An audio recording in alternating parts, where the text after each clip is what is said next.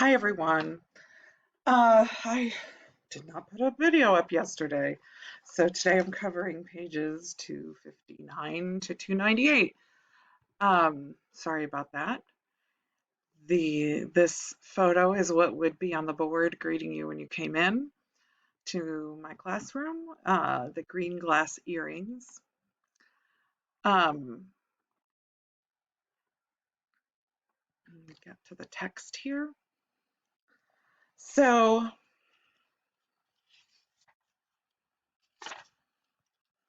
it would be a good idea if I started in the right spot in the text. We start with an Ada chapter, um, where Ruth May is still sick. Um, and Tata Ndu starts coming around. This is about as comic a plot as we can get. Um, Here, the chief, Tata Ndu, starts showing up and bringing meat, bringing gifts, um, out of, which is kind and charitable. Um, and of course, Nathan is around to try to convert Tata Ndu to Christianity, as he feels is his mission. And then finally, um, it says on page 262 in the text, and where is this in the PDF? 69. Nelson, as usual, was the one who finally took pity on our benighted stupidity and told us what was up. Kukwela, Tata Ndu wanted a wife. So we realize that Tata Ndu is offering as an act of kindness and charity to take one of their daughters off the Price's hands. And he means to marry Rachel, being the oldest daughter and pretty much the most useless daughter. Um, so, as an act of kindness, and they won't have so many children to feed, he's offering to marry Rachel and add her to his collection of wives. And then, of course, Nelson even says that he's the mavula. Remember, that's the word for termite.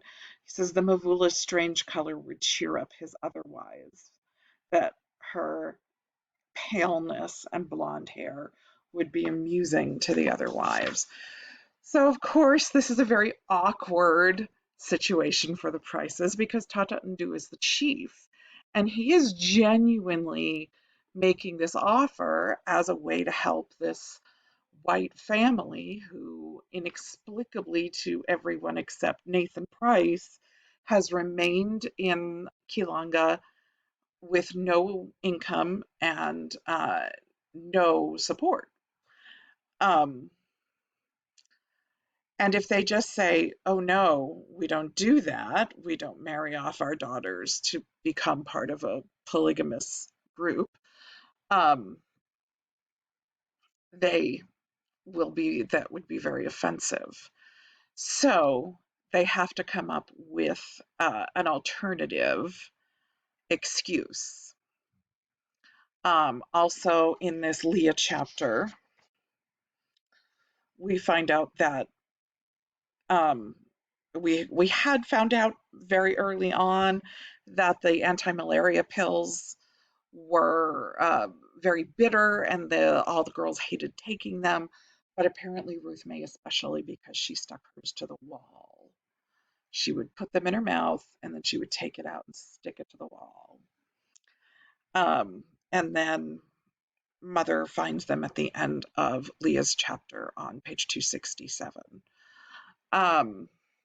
So then we have Rachel's chapter, where we find out that the alternative plan to be able to say no to Tata Ndu without offending him is to claim that Rachel is already engaged to basically the only person who's around, who's not part of the tribe, who is Mr. Axelroot, the incredibly craven, uh, profiteering pilot, bush pilot who lives alone.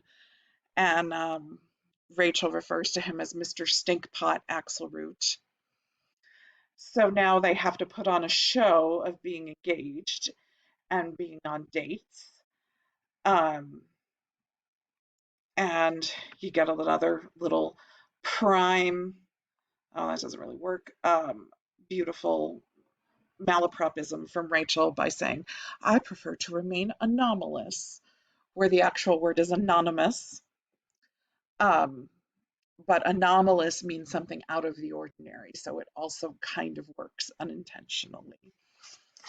Ruth May is also still really sick. She got sicker. Yes, she got a little bit better and then she got sicker. Um, this is a really interesting thing. On the bottom of page 271, honestly, this took me a few times of reading to figure out what is going on, because it's told through the lens of this very sick small child. Circus mission, that's what they said. Tata Undo keeps coming over. He is orange sometimes, his clothes, black skin and an orange dress. It looks pretty. He told father Rachel would have to have the circus mission where they cut her so she wouldn't want to run around with people's husbands. I can't hear him when he talks French, but father told mama about it at night, the circus mission. This is, so I'm going to leave it to you to figure out what Ruth May is talking about. If you're still like, huh? Email me, I'll tell you. Ask me, or just like do a comment on this post on Classroom. Um, I think most of you will figure out what this is going. He said they do it to all the girls here. And of course, ironically, perhaps, father said, can't you see how much work we must do? They are leading these female children like lambs to the slaughter. And mama said, since when did he start to care about protecting young ladies? Um, which is, true. Is this practice of something that is physically done to young women, even though Nathan finds it horrifying, is it really, is it all that different from Nathan's beliefs about women? Or is it, yeah, I mean, it is, but it is also kind of same logic behind it. Um, and then, of course, Mama found the pills I stuck to the wall. Um, and now we've got Rachel's birthday, where she is 17. I am now 1 score and 7 years old. And then Leah informed me that meant 27. And, this is one of those Rachel really funny moments. If God really aims to punish you, you'll know when he sends you not one but two sisters who are younger than you, but have already memorized the entire dictionary. You just want to feel for her. She didn't ask to go. And then as soon as you start to, she usually makes herself uh, ridiculous and racist. Um, Ruth May is very ill. They are stuck there without any resources. And all Rachel cares about is that it's her birthday. And her mother gives her these green glass earrings. Ruth May has a fever of 105. Has nothing to do with anything going on in the world.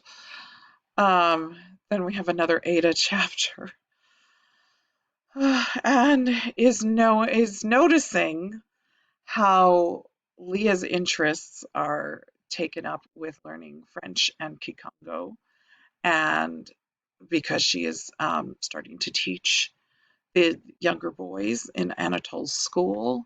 And of course, Ada can recognize in Leah that Leah has a crush on Anatole. Um, That's page 278. And then, of course, we have a great, great Leah Anatole conversation in Leah's next chapter, which is the next section of the novel, where Anatole, who is 10 years older than Leah, explains a great deal about what's going on in the village, what's going on in the world, um, what cultural norms are like from his perspective. On page 282, Leah starts explaining things to Anatole. This thing about, back in Georgia, everyone we knew had an automobile. And then he says, Abu, don't tell stories. That is not possible. Well, not everybody. I don't mean babies and children, but every single family. So this is Where Am I in the PDF, page 75. And then she says, yes, it is. Some families even have two. So this is the 60s or the very early 60s in suburban Georgia. I don't think they're in super rural area, but I don't think they're in they're certainly not in a city either. Um, and everything she explains about America to Anatole, he has a really hard time believing. And then asks, and then has a really good metaphor, but even her metaphor, she can't really explain to Anatole. She's which is kind of part of the issue. This is page 284 in the text and page 76 in the PDF, where she says, I'm looking right at it. It's like he's trying to put rubber tires on a horse. My father thinks the Congo is just lagging behind and he can help bring it up to snuff, which is crazy. It's like he's trying to put rubber tires on a horse, which is a really good metaphor, trying to apply a Western mindset to something that isn't the same thing. It's apples and oranges. You can't put rubber tires on a horse. That won't help you move faster.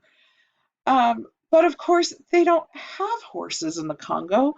They can't have horses in the Congo. They can't have cows because there are tsetse flies that kill them. That explains a lot. So it's like the point I was trying to make was so true, there was not even a good way to say it. On a goat, I said finally, wheels on a goat, or on a chicken, or on a wife. My father's idea of what will make things work better doesn't fit anything here. So Leah, definitely by now, has changed it drastically since the beginning of the novel. She is seeing her father in a completely different way. And she, like Ada and Ruth May, and Orleana in her own way, of course, Orleana is really too busy because she has to cook and she's been very, very sick.